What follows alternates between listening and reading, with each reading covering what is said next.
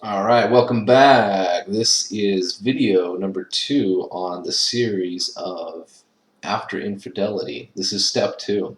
So in the previous video, it basically, to summarize, it was stop chasing her, stop trying to fix the relationship, and just focus on you. So step 2 is essentially focusing and fixing yourself.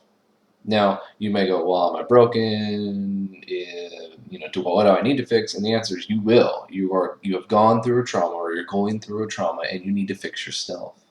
So what are the kind of the hot topics that we need to cover? Well, first, if you are a drinker or a smoker, you need to stop. Drinking will not help you, despite the theory that you drown your sorrows. It will not help you. It'll make it worse. You'll feel good for a few hours, but then it'll feel even worse. And it's just, you gotta quit the drinking and smoking. Next, if you have a gym membership, hit the gym. If not, you got to figure out another way to pray to the iron god.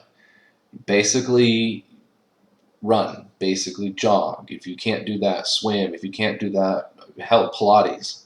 You got to do something to better your physical state of being.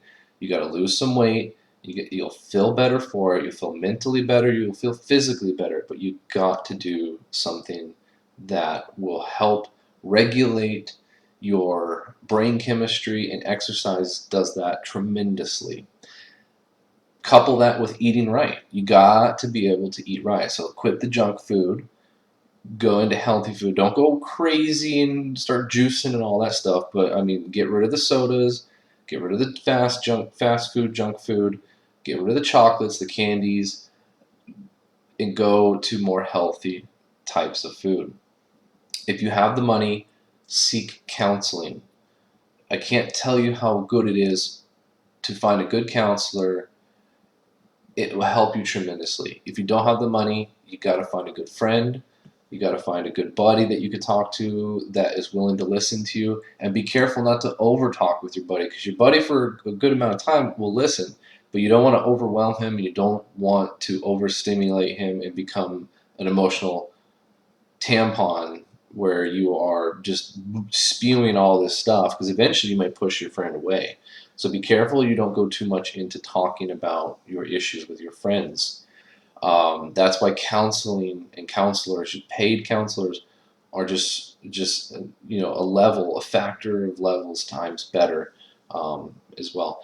And note on a counselor, you may find you go to your first counselor, not sure if you're not feeling better after each session. Give it at least 2, maybe 3. But if you're not feeling better, stop with them and go find another one.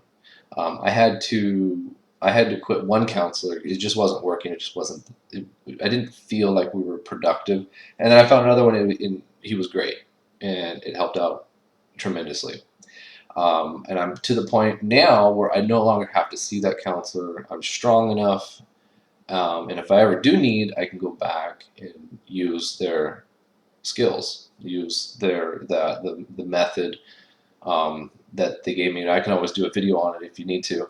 I might do that in the future. But if you have kids as well, that also can help. Not obviously, you don't turn your kids into a counselor, but spend some time with your kids away from her, where she's not part of the enjoyment, and just really get to know your children, because likelihood there's a good chance you're going to end up divorcing or splitting, and you want to develop some kind of relationship with them that's above and beyond probably what you have normally been doing. Now, that's not to say you're not like a bad father or something, but the likelihood when a marriage is getting towards the end, there's probably a lot of signs and issues, and you probably have been skipping some time with your kids. I know from in my story that was the case, and I reestablished that connection with them, and it helped a lot. It helped me feel like a father again, and to some extent a man. And those kind of things will help you, as well as staying no contact. I can't emphasize this enough. When in step 1, when I told you basically to stop chasing her, stop fixing the relationship, that is a form of no contact. That is no contact. You must basically ignore her to all to all extents and purposes. She doesn't exist. Now, you don't let the children see that, and you don't let other family members see that, but you make sure that she knows that you are having no part of her anymore. And that's not to say that reconciliation is not possible. I'm just saying in this step, in these few first steps, no contact. Despite if you want to fix it with her now or not, that's it. That's regardless. You must stay no contact. It will only help you if you do so.